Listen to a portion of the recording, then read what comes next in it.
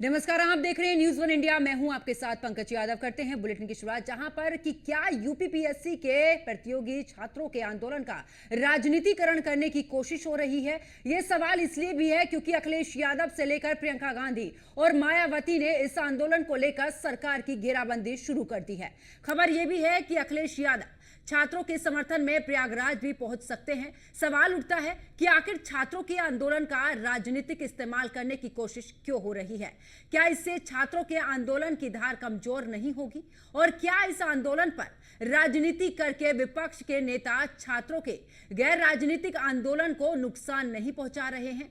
क्योंकि अगर एक गैर राजनीतिक आंदोलन में राजनीतिक एंट्री होगी तो फिर छात्रों की वाजिब जो मांगे हैं उन पर भी राजनीतिक चश्मे से ही उसे देखा जाएगा। ऐसे में नुकसान छात्रों का ही होगा और राजनीति करने वाले तो राजनीति करके निकल लेंगे। लेकिन क्योंकि उपचुनाव भी है और ऐसे में चाहे सत्ता पक्ष हो या विपक्ष, दोनों की तरफ से तमाम आरोप प्रत्यारोप चल रहे हैं, आंदोलन कर रहे हैं छात्र। लेकिन अब इस आंदोलन को सियासी रूप भी उत्तर प्रदेश में दिया जा रहा है। मायावती हो, अखिलेश यादव हो या फिर प्रियंका गांधी हो, हर कोई इसको लेकर राजनीतिक रोटियां सेकने में लगा हुआ है। राजनीतिक एंट्री की वजह से क्या यह आंदोलन कमजोर पड़ जाएगा? क्योंकि आज चौथा दिन है जब छात्रों की तरफ से यहां पर प्रोटेस्ट किया जा रहा है। आज की वो तस्वीर भी सामने आई जब छात्रों ने बैरिकेडिंग तोड़ी और यहां पर पुलिस ने उन्हें घसीटा भी, जहां पर कई छात्र ऐसे भी थे जो कि चोटिल भी हुए हैं। तो क्या छात्रों का जो ये संघर्ष है, क्या राजनीतिक एंट्री होने की वजह से छात्रों को इसका खामियाजा भुगतना पड़ेगा? क्योंकि तस्वीरें भी आप देख रहे हैं कि यहां पर किस कदर छात्रों का प्रोटेस्ट चल रहा है। इसको लेकर बैठकें भी हो रही हैं। आयोग की तरफ से भी फिलहाल अभी तक कोई भी संतोषजनक जवाब जो है छात्रों को नहीं दिया गया है। तो ऐसे में सवाल उठता है कि क्या सियासत की एंट्री छात्रों के मंसूबों पर पानी फेर देगी?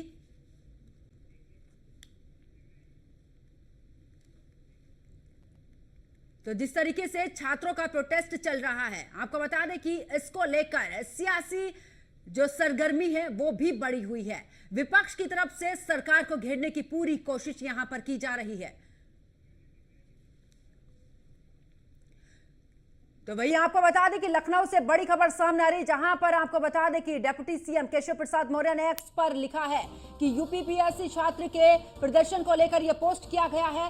सरकार युवाओं के उज्जवल भविष्य के लिए प्रतिबद्ध है। हमारी प्राथमिकता परीक्षाएं पारदर्शी और निष्पक्ष हों और साथ ही छात्रों की भावनाओं का राजनीतिकरण किया जा रहा है। अखिलेश यादव छात्रों की भावनाओं का राजनीतिकरण कर रहे हैं। सपा अध्यक्ष अखिलेश यादव ने भी एक्स पर यह पोस्ट किया, जिसमें अखिलेश ने एक्स पर पोस्ट कर बीजेपी पर सीधे तौर पर निशाना साधा है। यानी कि कुल मिलाकर अगर बात करें, चाहे सत्ता पक्ष हो जो कि इस दौरान निष्पक्ष तरीके से परीक्षा कराने को लेकर, उज्जवल भविष्य को लेकर छात्रों के लिए यहां पर कवायद कर रहा है, तो वहीं दूसरी तरफ विपक्ष की अगर बात करें तो अखिलेश यादव ने एक्स पर पोस्ट किया है और यहां पर सीधे तौर पर बीजेपी पर निशाना भी साधा है।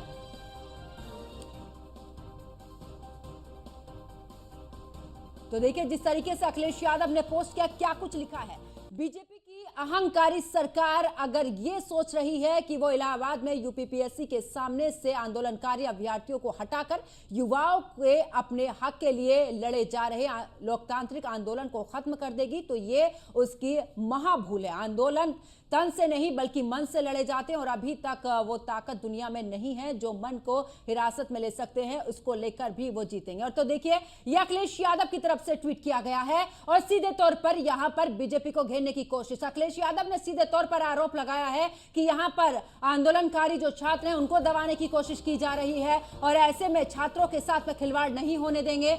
हार जो होती है वो मन से होती है और ऐसे में उनके मन पर पूरे तरीके से यहाँ पर बीजेपी कब्जा करना चाहती है। लेकिन छात्र जिस तरीके से अड़े हुए हैं उसको लेकर बीजेपी को इसका खामियाजा भुगतना पड़ेगा। तो यहाँ पर सियासी रंग इस आंदोलन को दिया जा रहा है। वहीं आपको बता दें कि यूपीपीएससी छात्र के प्रदर्शन को लेकर अब लगातार पोस्ट भी हो रही, चाहे सत्ता पक्ष की बात करें तो केशव प्रसाद मौर्य ने कहा है कि सरकार युवाओं के उज्जवल भविष्य के लिए भी यहाँ पर प्रतिबद्ध है।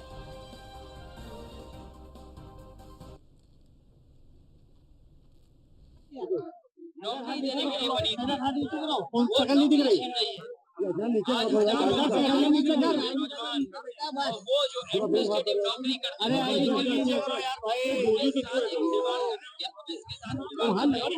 इलाहाबाद और प्रयागराज में अबे हाथ उठा कर नौजवान नौकरी करने आए पढ़े लिखे लाठी चलवा रहे हैं, वो वेद छोड़ करके अपनी पढ़ाई के आंदोलन कर रहे हैं।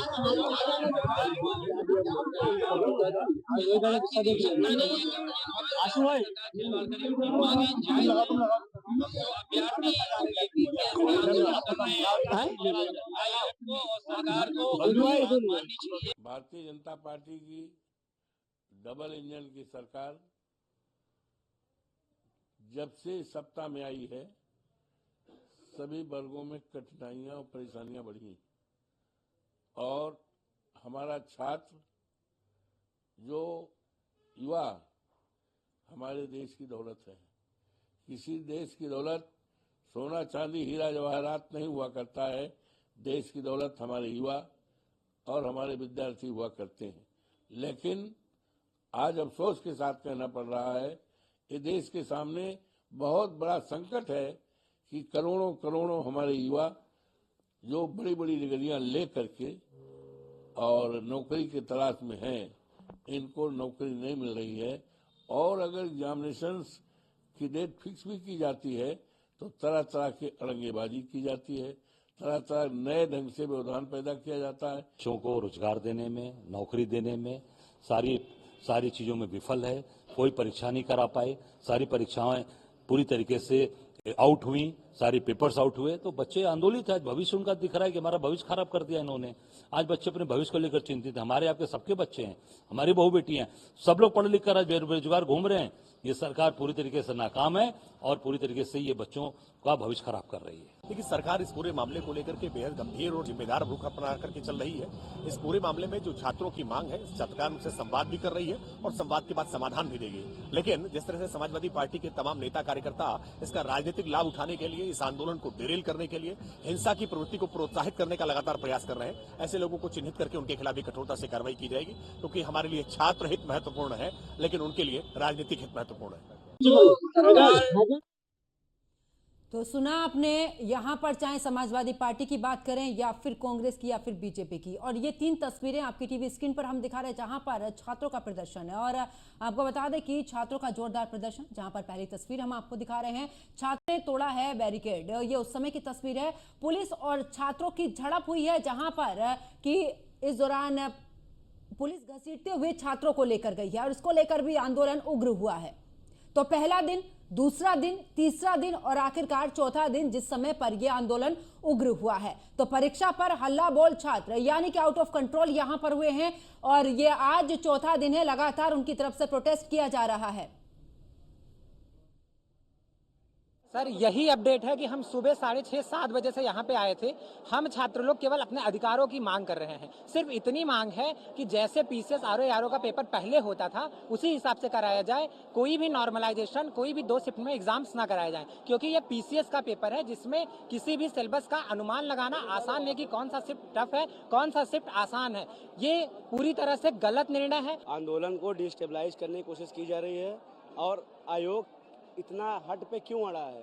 ये छात्रों का आयोग है, यहाँ पे जनता का चलेगा और जनता के हिसाब से ही पेपर कराना जाएगा। जनता नाराज नहीं है तो आपके नॉर्मलाइजेशन का क्या फायदा है? जिसको एग्जाम देना है वो संतुष्ट रही है तो आपके इस बदलाव का क्या फायदा है? ये प्रदर्शन हम लोग अपने एग्जाम को लेकर कर रहे हैं। हम लोग कल रात से यहीं हैं, 3 दिन से हम लोग लगातार बैठ रहे हैं और आज सुबह क्या हुआ, हम लोग जब अपने दिन की शुरुआत की, हम लोग धरना की शुरुआत अपने राष्ट्रगान के साथ करते हैं और जब जैसे ही राष्ट्रगान खत्म हुआ था उसके बाद क्या हुआ था, हम लोग यहाँ बैठे थे तो सारे मतलब कुछ पुलिस वाले सिविल ड्रेस में आए थे और हम लड़कों के साथ बदतमीजी करने लगे, घसीटने लगे और 1-2।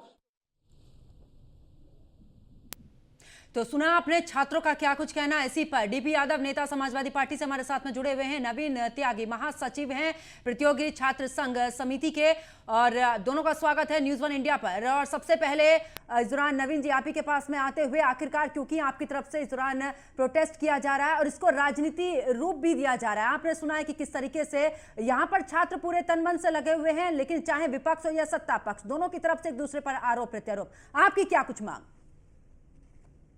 धन्यवाद आपको सबसे पहले हम लोगों की पीड़ा को अभिव्यक्त करने के लिए। लेकिन अब जो यहाँ पे टाइटल दी जा रही है कि छात्र आउट ऑफ कंट्रोल, उस पे हमारी विनम्र आपत्ति है। क्योंकि जो आंदोलनकारी हैं, जो छात्र हैं, वो आउट ऑफ कंट्रोल नहीं हुए हैं। वो पूर्णतः संवैधानिक तरीके से, अहिंसक तरीके से पिछले 4 दिनों से बैठे हैं। आउट ऑफ कंट्रोल हुआ है यहाँ का स्थानीय प्रशासन। आपने भी वो विजुअल्स देखे होंगे, हमारे जो है रोए खड़े हो जा रहे हैं वो सुनने के बाद। हमारे साथ बैठी हुई आंदोलन पर हमारी एक बहन जो दिव्यांग है, उस दिव्यांग बहन को कुचलते हुए जो सिविल ड्रेस में लोग आए हुए हैं, पता नहीं कि वो अराजक हैं, पुलिस के लोग हैं, क्या है, किसी को नहीं पता है। और उस दिव्यांग बहन की बैसाखी को लेकर बिल्कुल, और यहाँ पर पीड़ा नवीन जी बिल्कुल नजर आ रही है, और ऐसे में छात्रों की पीड़ा भी हमने अपने इस दौरान चैनल के माध्यम से सुनाई है। और नेता सपा डीपी यादव भी हमारे साथ में जुड़े हुए हैं। डीपी जी, आखिरकार इस पर सियासत क्यों, एक दूसरे पर आरोप क्यों? यहाँ पर तो छात्रों की पीड़ा है, उस पीड़ा को समझने की कोशिश करिए। को समझने की कोशिश कर रहे हैं हम लोग, और समाजवादी पार्टी छात्र बन रही है। देखिए, अब भारतीय जनता पार्टी के पास का घड़ा भर गया है।